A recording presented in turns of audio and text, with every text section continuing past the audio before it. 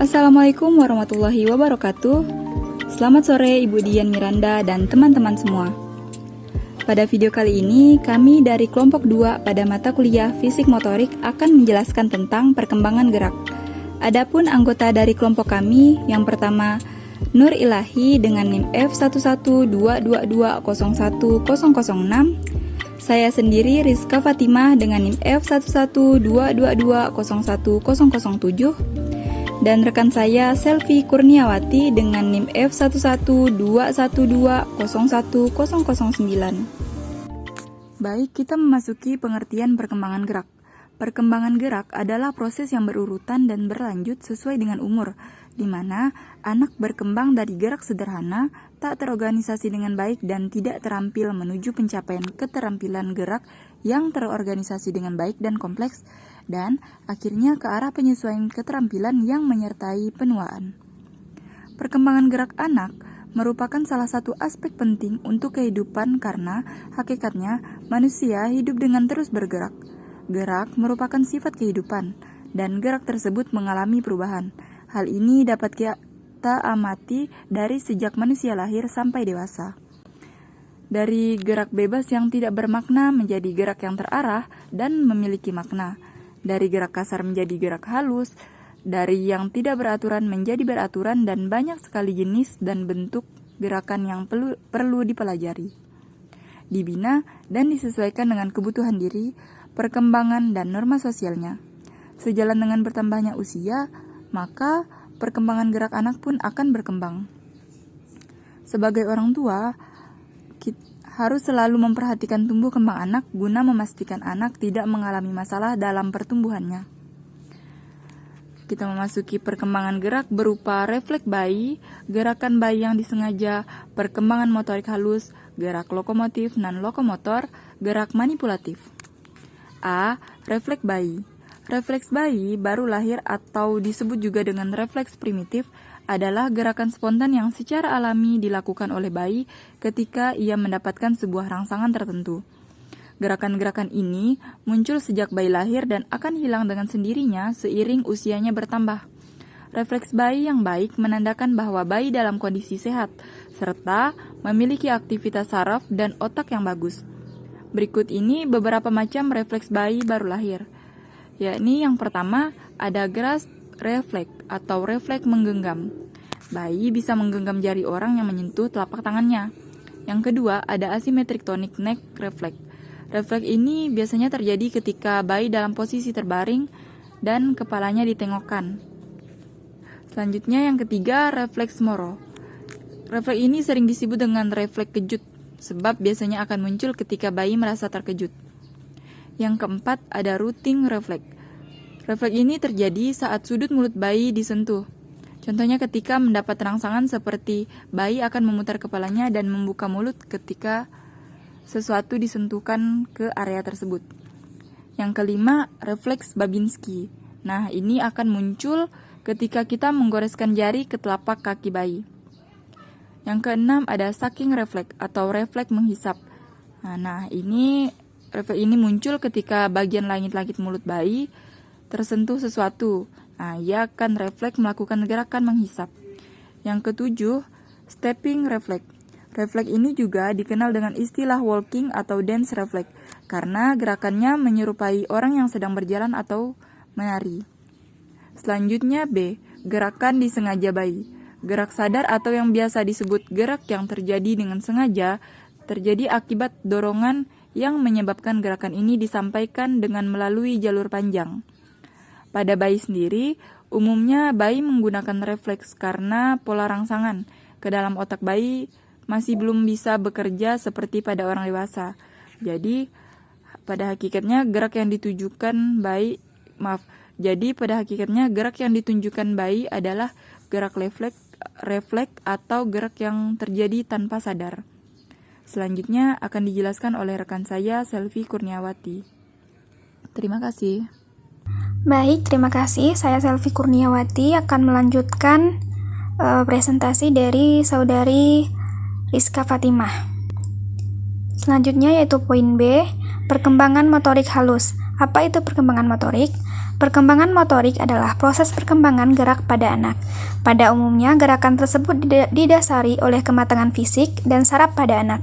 Perkembangan motorik halus merupakan perkembangan gerak yang meliputi otot kecil dengan koordinasi mata dan tangan. Contohnya, seperti menggambar, menulis, memotong, menyusun puzzle, atau memasukkan balok sesuai bentuknya. Perkembangan motorik halus anak usia dini berbeda-beda sesuai usia si anak.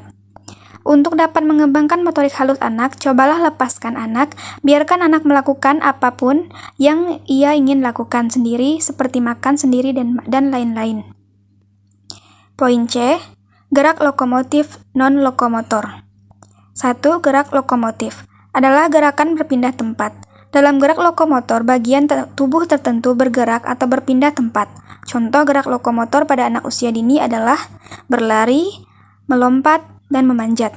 Contoh lainnya, gerak melangkah dan mengayunkan lengan pada gerak berirama termasuk pola gerak dasar lokomotor. 2. Gerak non-lokomotor adalah gerakan yang tidak disertai dengan perpindahan tempat alias berkebalikan dengan lokomotor. Artinya, bagian tubuh tertentu akan melakukan gerakan, tetapi posisi tubuh tetap berada di tempatnya. Contoh gerak non-lokomotor adalah memutar, menggeleng, membungkuk, dan mengayun. Poin D. Gerakan manipulatif. Gerakan manipulatif berkaitan dengan penguasaan anak terhadap objek tertentu. Misalnya, melempar dan menangkap bola. Keterampilan tersebut bisa diajarkan pada anak melalui permainan yang melibatkan fisik.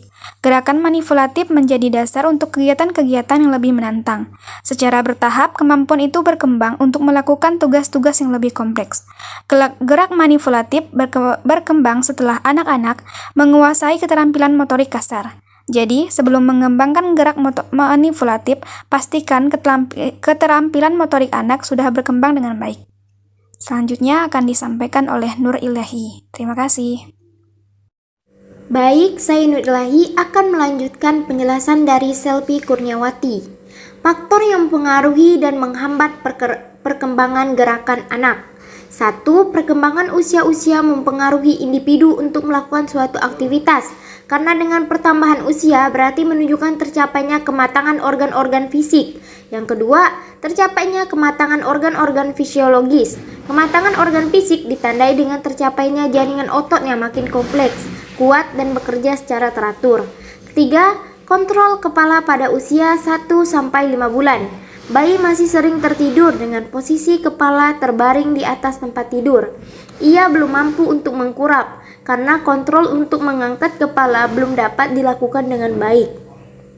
Yang keempat, kontrol tangan. Dengan sejak lahir, bayi akan menggenggam benda-benda yang datang dan menyentuh telapak tangannya. Awal mulanya, bayi tidak mampu untuk memegang dan menggenggam suatu benda dengan baik, tetapi dengan pengaruh perkembangan usia dan kematangan otot-otot. 5. Kontrol kaki. Kemampuan mengontrol kaki atau legs control diatur oleh sistem saraf pusat. Namun pada diri seseorang bayi, kaki bergerak karena ada suatu benda yang mungkin menyentuhnya atau digerakkan oleh ibunya. Nah, yang keenam, lokomosi atau locomotion ialah kemampuan untuk bergerak atau berpindah dari suatu tempat ke tempat yang lain. Nah, selanjutnya faktor yang menghambat perkembangan motorik. Perkembangan motorik pada bayi bisa terhambat karena beberapa hal, mulai dari faktor keturunan hingga masalah kesehatan tertentu. Kondisi ini perlu segera ditangani agar tidak mengganggu tumbuh kembang bayi. Keterlambatan perkembangan motorik bayi bisa disebabkan oleh sejumlah faktor, seperti faktor genetik, kelahiran prematur, dan infeksi selama kehamilan. Nah, selain itu, penyakit atau kondisi medis yang diderita bayi seperti distrofi otot, cerebral palsy. Nah, yang terakhir, cara mendeteksi dan menghadapi hambatan perkembangan gerakan anak. Cara menghadapi keterlambatan gerak pada anak yaitu 1. Untuk memperkuat otot lengan, kaki, dan leher pada bayi yang masih kecil. Kita dapat melakukan tummy time, yaitu posisi bayi ditengkurapkan.